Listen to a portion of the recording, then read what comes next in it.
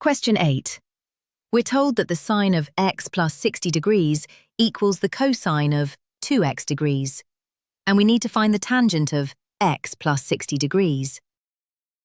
The key idea is that sine and cosine are complementary. The sine of an angle equals the cosine of 90 minus that angle. So, if the sine of A equals the cosine of B, then A and B must add up to 90 degrees. So here, A is x plus 60, and B is 2x. Adding them gives 90. That's x plus 60 plus 2x equals 90. Collecting the x terms, 3x plus 60 equals 90. Take 60 from both sides. 3x equals 30.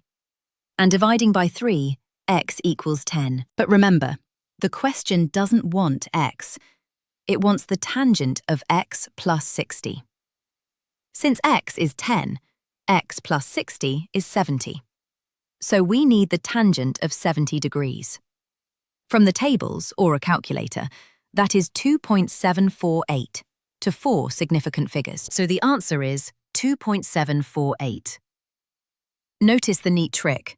We never had to work out the original sine or cosine, just use that they're complementary. Well done. That's question 8 complete.